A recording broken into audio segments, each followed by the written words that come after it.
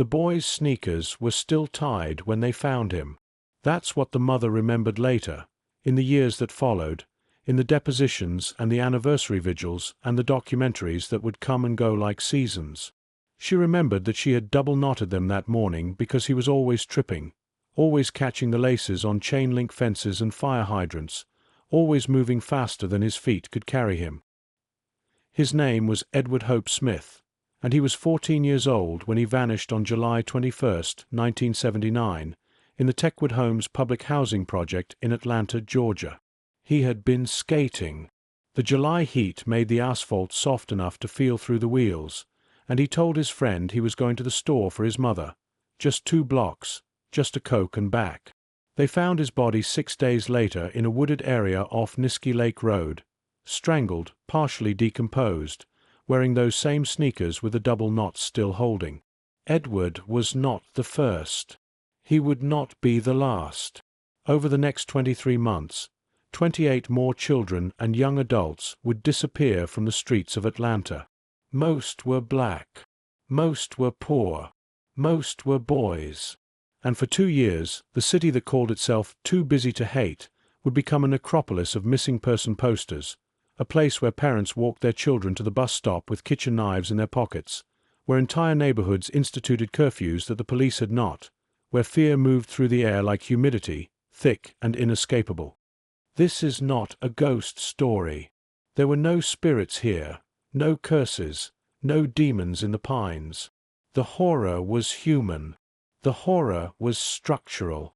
The horror was a city that had spent decades building a modern skyline while its children disappeared into the margins, into the infrastructure of neglect, into a psychic landscape where black life had always been cheap. What happened in Atlanta between 1979 and 1981 was not an anomaly. It was an exposure. The murders did not create the conditions that allowed them to happen. They simply made those conditions visible. And when the case was finally closed, when a young black man named Bertram Williams was convicted of 2 of the murders and blamed for most of the others, the question that lingered was not whether justice had been served. It was whether justice had ever been the goal. Because in the end, a city haunted by its children did not mourn them. It moved on. It rebuilt. It turned the story into a footnote, a HBO special, a reference point for true crime enthusiasts. And the children, their names faded. But his name, Wayne Williams, did not. That, perhaps, is the real horror. Not what was done to them, but what was done with their deaths. The pattern began long before anyone recognized it as a pattern. On July 28, 1979, exactly 1 week after Edward Hope Smith disappeared, the body of 14-year-old Alfred James Evans was found in a wooded area near the town of East Point, just south of Atlanta. He had been missing since July 25th. Cause of death: asphyxiation. There was no forced entry into his life, no dramatic abduction. He had simply been walking, and then he was gone, and then he was dead. The police filed the reports. The families grieved. The newspapers, if they covered it at all, buried the stories in the back pages. 2 black teenagers dead within a week of each other. This was not yet news. Not in Atlanta. Not in 1979. This was background noise. But someone was listening. In September, another boy disappeared. Milton Harvey, 14 years old, last seen on September 4th near his home in the Techwood Homes projects. His skeletal remains would not be found until more than a year later, in November 1980, in a wooded area in South Fulton County. And then another. Yusef Bell, 9 years old, disappeared on October 21st after he left home to run an errand for a neighbor. His body was found on November 8th, stuffed inside the crawl space of an abandoned elementary school, strangled. And then another, and another, and another. By the winter of 1980, the count had risen to 7. 7 black children dead or missing in less than a year. And still, There was no task force, no federal intervention, no prime-time news coverage. The mothers organized themselves. They called the radio stations, they knocked on the doors of city council members, they held press conferences on the steps of City Hall. They said what the newspapers would not, that someone was hunting their children, that the city was doing nothing, that if these had been white children in Buckhead or Ansley Park, the National Guard would already be patrolling the streets. They were right. But Atlanta in 1980 was a city in transition. Maynard Jackson, the first black mayor of a major southern city, had been succeeded by Andrew Young, the former UN ambassador and civil rights icon. This was the New South, the city of progress, the city that had moved beyond its past. To admit that children were being murdered en masse in the shadow of the new downtown skyline was to admit that the progress was a mirage, that the rot had never been extracted, only paved over. So the murders were treated as isolated incidents, gang violence, drug-related, runaways. The police repeated these explanations like liturgy, as if saying them enough times would make them true. But the mothers knew. They knew their children. They knew their neighborhoods. And they knew that something monstrous was moving through the city, something that thrived in the silence and the looking away. By the spring of 1980, the disappearances were happening faster than the investigations. In March, a 12-year-old girl named Angel Lanier was found tied to a tree in a wooded area in southwest Atlanta, sexually assaulted and strangled. In May, Eric Middlebrooks, 14, was found bludgeoned to death. In June, Christopher Richardson, 12, vanished while running an errand. His remains would be found months later. The city could no longer ignore it. The FBI was brought in. A task force was finally assembled. The press descended, and the narrative began to shift. This was no longer a story about systemic neglect or the disposability of black children in America. It was a manhunt. It was a serial killer story. And serial killer stories have a shape, a grammar, a set of expectations. There must be a villain. There must be a hero. There must be an ending. The mothers did not want a story. They wanted their children back. But the machinery of spectacle had already begun to turn. The case became a media event, a national obsession, a referendum on race and crime and urban decay. Celebrities visited. Politicians made speeches. Sammy Davis Jr. performed at a benefit concert. Muhammad Ali came to town and offered a reward. The tragedy was metabolized into content, into narrative fuel, into a crisis that could be managed, performed, resolved. And all the while, the children kept disappearing. The summer of 1980 was a season of paranoia. Parents stopped letting their children play outside. Schools implemented buddy systems. Community patrols walked the streets at night with flashlights and baseball bats. The city had become a labyrinth of suspicion. Neighbors eyed each other. Strangers were chased out of parks. White vans were reported to police dozens of times a day, each one a potential predator. The fear was not irrational. Between June and September, 6 more children vanished. LaTonya Wilson, 7 years old, taken from her home in the middle of the night. Aaron Weish, 10, last seen near a grocery store. Anthony Carter, 9, on his way to play with friends. Earl Terrell, 11, last seen at a community pool. The task force was overwhelmed. Tips poured in by the thousands. Psychics called. Conspiracy theories bloomed. The Ku Klux Klan was responsible. It was a satanic cult. It was organ harvesters. It was the government conducting experiments. Every theory was entertained because no theory made sense. How could so many children disappear in such a concentrated area without anyone seeing anything? How could a predator operate with such impunity in a city now flooded with police and federal agents? The answer, when it came, would not satisfy anyone. Where are you watching from tonight? Did your city have a case like this? One that changed everything? Tell us below. Every witness matters. In October 1980, another boy disappeared. Aaron Jackson Jr., 9 years old, last seen on November 1st near his home. His body was found on November 2nd under a bridge on the South River, asphyxiated. The task force began to notice something. Many of the bodies were being dumped in rivers or near water. Forensic teams started monitoring the bridges.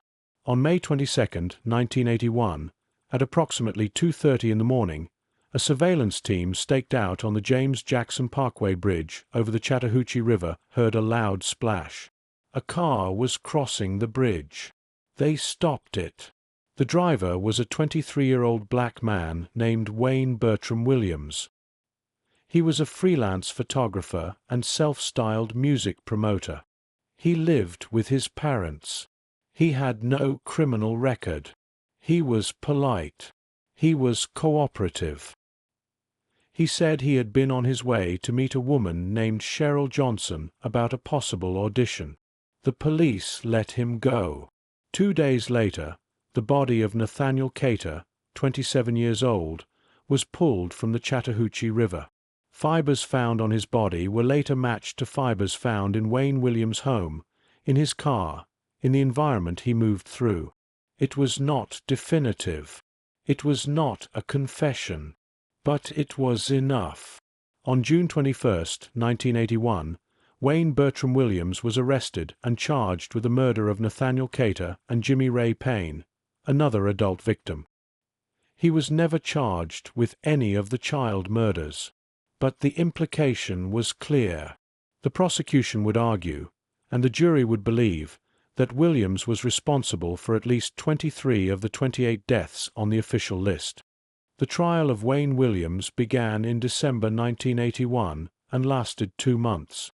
It was a spectacle of forensic science and circumstantial evidence. The prosecution built their case on fiber analysis, a relatively new forensic technique at the time. Fibers from Williams' car, from his home, from his dog, were found on 12 of the victims. The probability that these fibers came from another source, the experts testified, was astronomical. But there was no physical evidence placing Williams at any crime scene. There were no eyewitnesses. There was no murder weapon. There was no confession. The defense argued that Williams was being scapegoated, that the fiber evidence was junk science, that the Rayol killers were still out there. They pointed to inconsistencies in the timeline. They questioned why Williams, who had no history of violence, would suddenly become a prolific serial killer. They suggested that the Ku Klux Klan was responsible, that the investigation had been rushed to closure because the city needed an arrest, any arrest, to stop the hemorrhaging. The jury deliberated for 12 hours. On February 27, 1982, they found Wayne Bertram Williams guilty on 2 counts of murder. He was sentenced to 2 consecutive life terms. Immediately after his conviction, the Atlanta Police Department closed 22 of the remaining child murder cases, attributing them to Williams without charging him. The task force was disbanded. The investigation was over. The city exhaled. But the questions did not go away. In the years since, the case has been reopened multiple times. In 2005, the DeKalb County Police Chief Louis Graham publicly stated that he believed some of the murders attributed to Williams were actually committed by others, possibly members of the Klan. In 2019, Atlanta Mayor Keisha Lance Bottoms ordered a re-examination of the evidence using modern forensic techniques. New DNA tests were conducted. Some results were inconclusive. Others seemed to support Williams' guilt. Others raised new questions. Williams himself has never confessed. He has never wavered in his claim of innocence. He remains in prison. And the children, their cases are officially closed. The narrative has calcified. Wayne Williams is the Atlanta child murderer. That is the story. That is the answer. But answers are not the same as truth. And closure is not the same as justice. Because even if Williams killed every single one of them, even if the fiber evidence is irrefutable, even if every doubt is a conspiracy theory, the fact remains that these children were vulnerable long before they were dead. They lived in neighborhoods that had been redlined and disinvested from for generations. They attended schools that were underfunded and overcrowded. They played in parks where the swings were broken and the grass was patched with dirt. They were poor, and they were black, and they were children, and they were killable. That is the systemic truth. That is the horror the city did not want to name. What the Atlanta child murders revealed was not the presence of a monster. It was the infrastructure of monstrousness. It was a city that could lose 28 children over the course of 2 years and not declare a state of emergency. It was a police department that dismissed early cases as runaways and gang violence because the victims were black and poor.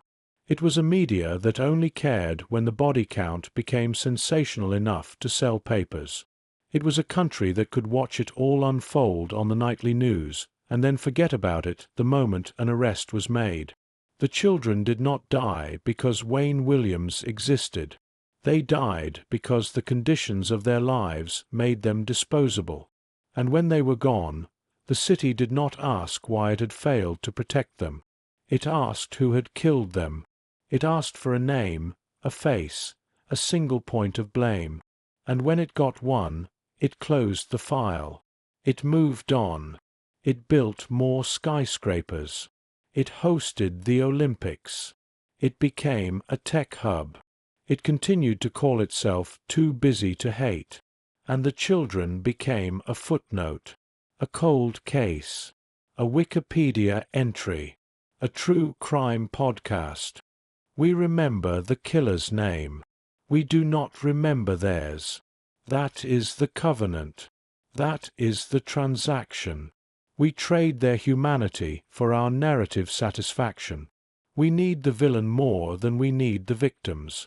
Because the villain is singular. The villain can be caught, tried, imprisoned. The villain is the end of the story. But the victims? The victims are the beginning. They are the question we refuse to ask. Why were they vulnerable?